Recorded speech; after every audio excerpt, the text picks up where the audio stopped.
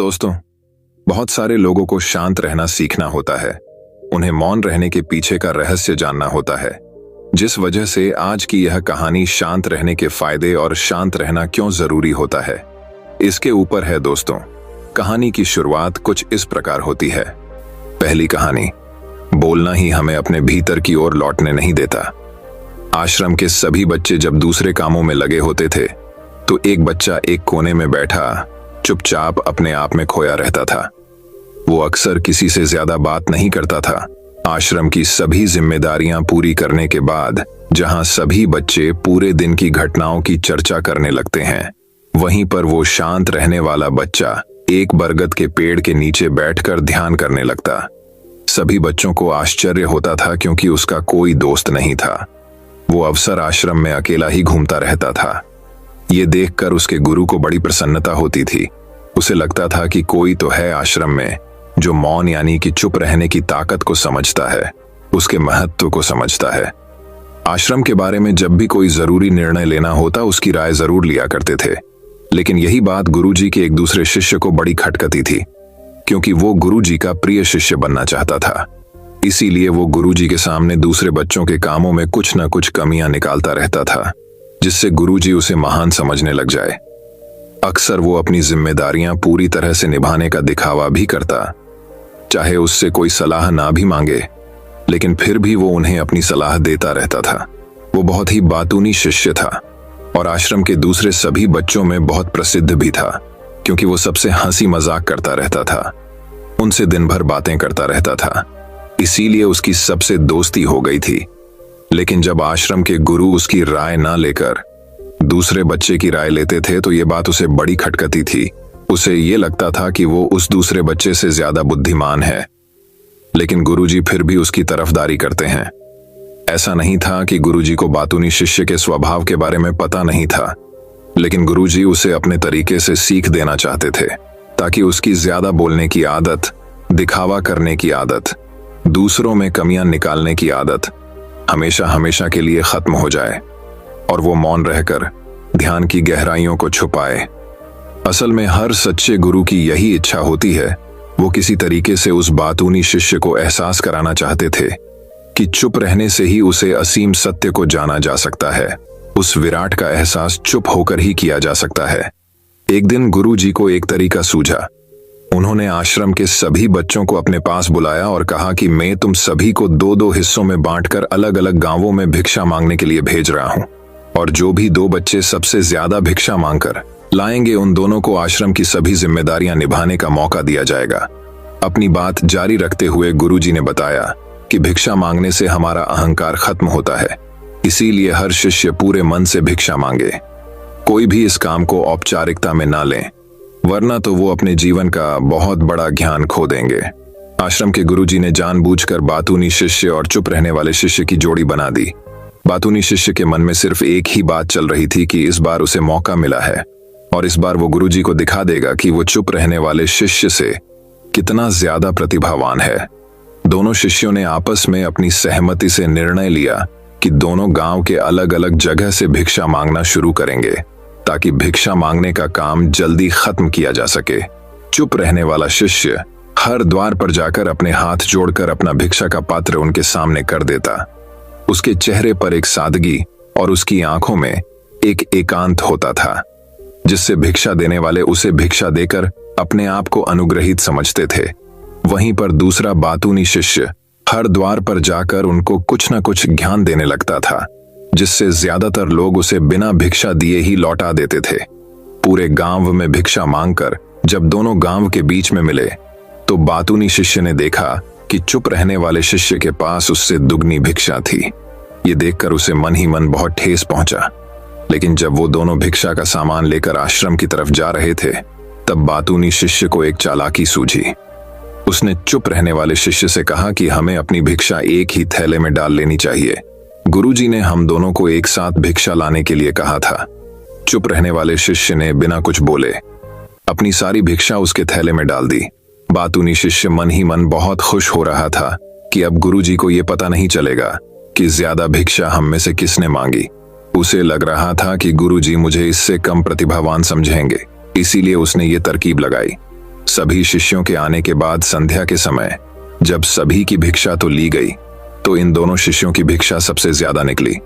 गुरुजी ने इन दोनों का अभिवादन करते हुए आश्रम के सभी बच्चों के सामने उनकी पीठ थपथपाते हुए उन्हें मुबारकबाद दी और कहा कि मैं आश्रम का कार्यभार तुम दोनों को नहीं सौंप सकता। इससे आपसी मतभेद होने का खतरा रहता है। इसीलिए तुम दोनों में से जो ज्यादा भिक्षा लेकर आया है, आश्रम की जिम्मेदारी उसे ही सौंपी जाएगी। जब उन्होंने उनसे पूछा कि तुम में से ज्यादा भिक्षा कौन मांग कर लाया था, तो बातूनी शिष्य ने कहा कि गुरुजी में इससे दुगनी भिक्षा मांग कर लाया था, लेकिन मुझसे गलती हो गई कि मैंने वो दोनों भिक्षा एक ही थैले में डाल ली। मुझे नहीं पता था कि आप ऐसा निर्णय लेने वाले हैं, वरना तुम्हें अपनी भिक्षा का थैला अलग ही रखता। इस पर गुरुजी ने चुप रहने वाली शिष्य से पूछा कि क्या तुम इसके बाद से सहमत हो? क्या तुम इससे कम भिक्षा लेकर आए थे? ये सुनकर चुप रहने वाले शिष्य ने कहा कि गुरुजी, मेरे पास ऐसा कोई साधन नहीं है जिससे मैं ये साबित कर पाऊं कि मैं इससे ज्यादा भिक्षा लेकर आया था। असल में ये उल्टा बोल रहा है। दुगनी भिक्षा में लेकर आया था, ये मुझसे आधी भिक्षा लेकर आया था और इसी ने ही मुझसे भिक्षा एक थैले में डालने की बात कही थी।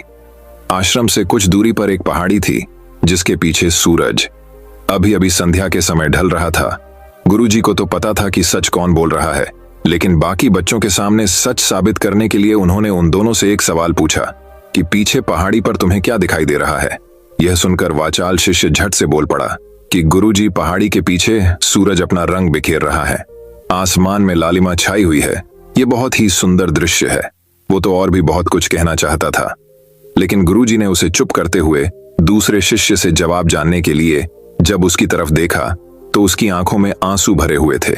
श्रद्धा, भक्ति और प्रेम से उसकी आंखें भर आई थीं। गुरुजी को उससे पूछने की जरूरत ही नहीं पड़ी। गुरुजी ने सभी बच्चों को संबोधित करते हुए कहा कि मैंने सवाल किया था कि पहाड़ी के पीछे तुम्हें क्या दिखाई दे रहा है। ज्यादातर लोगों को यही दिखाई देगा कि एक बहुत सुंदर दृश्य है, लेकिन मजे की बात यह है कि इस सुंदरता बोलकर नहीं बताई जा सकती, उसे महसूस किया जा सकता है और सामने वाला उस सुंदरता को आपकी आंखों में देख पाता है। चुप रहने वाले शिष्य की तरफ इशारा करते हुए गुरुजी ने कहा कि असल में सुंदरता इसी बच्चे ने देखी है। दूसरे बच्चे ने सिर्फ सुंदरता की उपव्याख्या की है, लेकिन इसने वास्तविकता में उस सुंदरता को महसूस किया है। अपने आप को ऊंचा दिखाने की सभी कोशिशें नाकाम होती देख वाचाल शिष्य वहीं पर फूट फूट कर रोने लगा। उसको चुप कराते हुए गुरुजी ने कहा कि बेटा, मुझे पहले से पता था कि तुम झूठ बोल रहे हो, लेकिन मैं तुम्हें उस झूठ का एहसास कराना चाहता था। सभी बच्चों को संबोधित करते हुए गुरुजी ने बताया कि शब्द जाल की तरह होते हैं। हमारे ज्यादा बोलने की वजह से बहुत सारी समस्याएं पैदा होती है। जब कोई आदमी एक बात को बढ़ा चढ़ाकर बोल देता है तो उसे सिद्ध करने के लिए वो शब्दों के जाल में फंसता चला जाता है और इसी वजह से अंतर्मुखी होने की बजाय वो बहिर्मुखी होता चला जाता है। वहीं पर जिस भी व्यक्ति को अपनी अंतर यात्रा करनी होती है, उसे सबसे पहले चुप रहना सीखना होता है। जरूरत से ज्यादा बोलना या फिर हर वक्त बोलते ही रहना, ये सब हमारी अंतर यात्रा में बाधा बन जाती है। जब आप चुप रहने का अभ्यास करते हैं तो आप अपने साथ वक्त बिताने लगते हैं, जिससे कि आप अपने एकांत को जान पाते हैं। और एक बार अगर मन में एकांत स्थापित हो जाए तो आपकी आंखों में, आपके चेहरे पर वो सादगी, वो एकांत, वो स्पष्टता की झलक, सब कुछ सामने नजर आने लगता है। कुछ साबित करने को नहीं रह जाता, कुछ बताने को नहीं रह जाता, सब कुछ आंखों में देखा जा सकता है। चुप रहने वाले शिष्य की तरफ इशारा करते हुए गुरुजी ने कहा कि अभी जो दृश्य है इस बच्चे ने देखा, वो ज्यादा बोलने वाला आदमी कभी नहीं देख पाएगा। वो अपनी बुद्धि से तर्क वितर्क करता रहेगा कि उसे क्या क्या दिखाई दे रहा है, लेकिन उसमें से यो महसूस कुछ भी नहीं कर पाएगा। उसे दिखाई दे जाएंगे पहाड़, सूरज या फिर उसकी लालिमा, लेकिन उस सुंदरता को, उस विराट को, उस अद्वैत को वो कभी नहीं देख पाएगा। अगर चुप रहने की कला सीखनी है तो तुम्हें सबसे पहले एक बात ध्यान रखनी होगी कि तुम्हें किसी को भी प्रभावित करने की कोशिश नहीं करनी है। ज्यादातर लोग इसी वजह से ज्यादा बोलते हैं क्योंकि वो दूसरों को प्रभावित करना चाहते हैं, अपने आप को साबित करना चाहते हैं, और उस साबित करने के चक्कर में वो शब्दों के जाल में फंसते चले जाते हैं और धीरे धीरे वही उनकी आदत बन जाती है। अगर कोई व्यक्ति दूसरों को प्रभावित करना चाहता है तो वो कितने लोगों को प्रभावित कर पाएगा, उसकी ये भूख बढ़ती जाएगी और वहीं संसार में सभी को कभी भी प्रभावित नहीं कर पाएगा। इसलिए यह समझने की बात होती है कि बहिर्मुखी होने की बजाय हम अंतर्मुखी होकर अपने आप को समझ सकते हैं। अपनी बातों को खत्म करते हुए गुरुजी ने अपना आखिरी संदेश दिया। उन्होंने बताया कि अगर कोई व्यक्ति ज्यादा समय तक चुप नहीं रह सकता तो उसे थोड़े समय से अभ्यास करना चाहिए। निश्चित संकल्प लेकर किसी व्रत की भांति दिन में कुछ समय या फिर हफ्ते में कुछ समय या फिर एक दिन चुप रहने का अभ्यास जरूर किया जाना चाहिए। इससे हमारी चुप रहने की आदत धीरे धीरे खुद ब खुद पनपने लगती है, क्योंकि एक बार जब हम चुप रहने लगते हैं तो हमें चुप रहने का आनंद पता चल जाता है। उसके बाद हमें प्रयास नहीं करना पड़ता, बल्कि हमारा मन आनंद की तरफ अपने आप बढ़ता चला जाता है। चुप रहने की कला सीखने के बाद आपकी बुद्धिमानी और आपकी स्पष्टता दोनों में बहुत ज्यादा फायदा होगा। वास्तविकता में जिसे दर्शन कहते हैं वो मौन रहकर ही किया जा सकता है। इसके बाद सभी बच्चों ने कुछ समय चुप रहने का संकल्प लेकर गुरुजी ने अपनी बात खत्म कर दी और सभी बच्चे रात्रि का भोजन करने के लिए एक साथ भोजन कक्ष में पहुंच गए। तो दोस्तों, कैसी लगी ये कहानी आपको कमेंट सेक्शन में जरूर बताना। तो चलिए अब हमारी शांति के फायदे के ऊपर दूसरी कहानी की शुरुआत करते हैं। दूसरी कहानी, गौतम बुद्ध ने कहा, इन 5 जगहों पर चुप रहना सीखो। जो लोग बुद्धिमान हैं वह यह जानते हैं कि शब्द हथियार की तरह होते हैं जिनसे किसी को भी बचाया जा सकता है या किसी को भी मारा जा सकता है। अब आप सोच रहे होंगे कि शब्दों से किसी को मारा कैसे जा सकता है, तो जरा सोचिए। ज्यादातर आत्महत्याओं के पीछे किसका कारण होता है? किसी के पति ने कुछ कहा, किसी के पिता ने कुछ कहा और उन लोगों ने आत्महत्या कर ली। ये आत्महत्या किसके कारण हुई? वो पीड़ित के मन को इतना दुखी कर गए कि उसके मन से वो दुख सहना और ज्यादा बर्दाश्त करना नामुमकिन हो गया और इसी वजह से उन्होंने आत्महत्या कर ली। ऐसे ही आपके शब्द किसी को नया जीवन प्रदान कर सकते हैं। जब कोई आदमी उदास होता है या दुखी होता है तो आपके शब्द उसमें एक नया जोश, एक नया उत्साह भर सकते हैं और एक हारा हुआ आदमी अपने जीवन में एक नई शुरुआत कर सकता है, सिर्फ शब्दों के माध्यम से, हमारी वाणी के माध्यम से। तो अब तक आप ये तो समझ ही गए होंगे कि हमारे शब्द हमारे जीवन को किस तरह निर्धारित करते हैं। शब्दों में कितनी ताकत होती है और किसी से बात करते वक्त हमें कितनी सावधानी से अपने शब्द सुनने चाहिए। आज की जो बौद्ध कहानी मैं आपको सुनाने वाला हूं उसमें आपको सीधे सीधे तौर पर कुछ ऐसे तरीके पता चलेंगे, कुछ ऐसी परिस्थितियां पता चलेंगी जहां पे आपको हमेशा चुप रहना चाहिए। कुछ परिस्थितियों में अगर आप कुछ नहीं बोलेंगे तो वही आपके लिए सबसे ज्यादा बेहतर होगा। इससे पहले कि आप इस कहानी में खो जाएं, इस चैनल को सब्सक्राइब जरूर कर लें। तो चलिए कहानी शुरू करते हैं। एक बार की बात है, एक युवा लड़का एक बार एक बौद्ध भिक्षु के पास पहुंचा। वो काफी परेशान लग रहा था और उसने बौद्ध भिक्षु से जाकर पूछा कि हे महात्मा, मैं अपने आप से परेशान हूं, अपने आप से दुखी हूं। बाहरी रूप से मुझे कोई दुख नहीं है, मैं धन धान्य संपन्न हूं, मुझे कोई शारीरिक रोग भी नहीं है, लेकिन मैं खुद से परेशान रहता हूं, अपने मन से परेशान रहता हूं। अक्सर मेरी बातों को मेरा कोई भी दोस्त गंभीरता से नहीं लेता है और ना ही मेरे परिवार के लोग मेरी किसी बात को गंभीरता से लेते हैं। मैं जो कुछ भी सलाह देता हूं या तो वह उसे मजाक में उड़ा देते हैं या फिर उसे गंभीरता से लेते ही नहीं है। मेरी बातों को कोई गंभीरता से क्यों नहीं लेता है? क्यों मेरी बातों पर कोई अमल नहीं करता? क्यों मेरी बातों में कोई रुचि नहीं दिखाता? क्या कारण है? कृपया मुझे बताने का कष्ट करें और मेरे मन के इस दुख को दूर करें। यह सुनकर बौद्ध भिक्षु ने कहा कि आज सुबह मैं चालित ध्यान करके वापस आ रहा था। रास्ते में कुछ कौवे कांव कांव कर रहे थे और वहीं पर जब मैं चलता हुआ कुछ दूर आया तो मुझे एक मोर की मधुर आवाज सुनाई दी। ये सुनकर अचानक मेरे मन में ख्याल आया कि कौवे कितना कांव कांव करते हैं, कितना बोलते रहते हैं, लेकिन कोई भी प्राणी कौवे की आवाज को पसंद नहीं करता। मोर हमेशा सही परिस्थिति के हिसाब से बोलता है। जब भी बारिश होने वाली होती है और बादल गरजते हैं और बारिश होने की आशंका होती है, ऐसे में मोर अपनी मधुर आवाज में गाता है जो सभी को प्रिय होता है, सभी को अच्छा लगता है। ऐसे ही अगर इंसान सही परिस्थिति के हिसाब से सही शब्द बोले, सही वाणी बोले, तो वही वाणी दूसरों के लिए संगीत हो जाती है, संगीत बन जाती है और दूसरे लोग तुमसे सम्मोहित हो जाते हैं और वहीं पर तुम्हें सब लोग गंभीरता से लेने लगते हैं। और दूसरी तरफ अगर तुम यूं ही बेफिजूल ऐसे ही बोलते रहते हो, बिना किसी बात के बोले चले जाते हो, तो फिर तुम्हें कोई गंभीरता से नहीं लेता।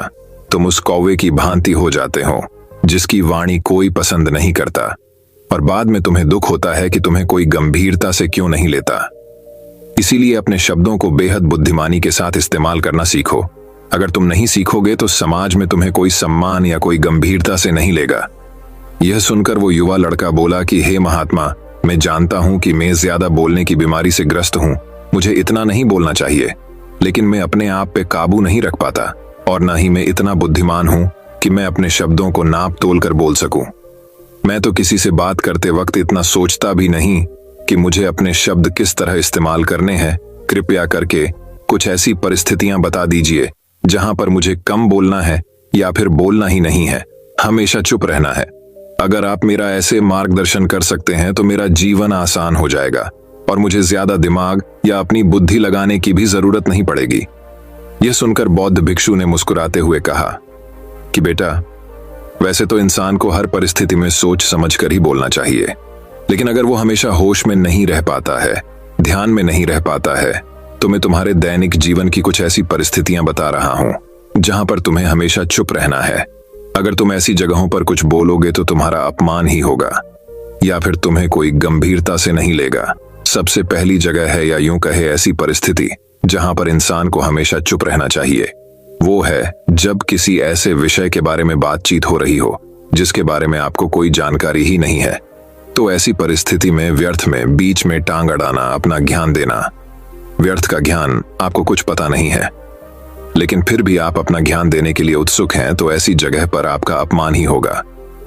जरा तुम खुद सोचो, जब कोई बीमार आदमी अपनी बीमारी के बारे में चर्चा कर रहा हो और आपको उस बीमारी के बारे में कोई भी ज्ञान नहीं है, लेकिन फिर भी आप व्यर्थ में, बेकार में उसे ऐसी ऐसी औषधियां बता रहे हैं जिनका उसकी बीमारी से कोई तालमेल ही नहीं है, तो ऐसे में आप अपनी प्रतिष्ठा अपने हाथों से खो रहे होते हैं और आपको पता ही नहीं होता। ऐसी परिस्थिति में आदमी को हमेशा सुनना चाहिए। ध्यान से सुनना भी एक कला होती है। अगर आप सुनने का दिखावा करेंगे तो कहीं ना कहीं सामने वाले आदमी को यह एहसास हो जाता है कि ये मेरी बात पूरे ध्यान से नहीं सुन रहा है।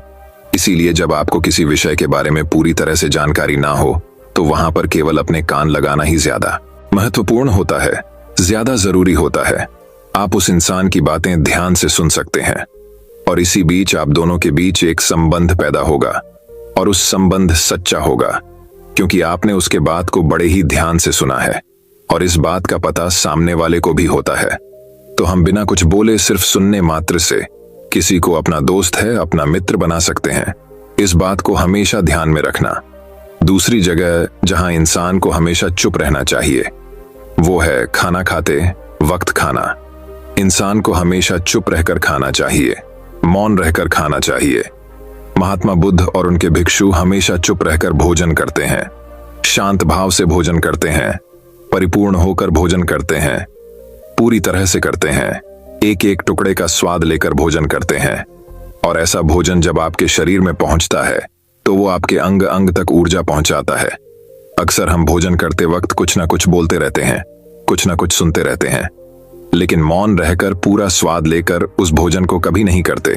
हम उस भोजन को करते वक्त आधे अधूरे ही रहते हैं और इसीलिए हमारा शरीर रोगों से ग्रस्त हो जाता है।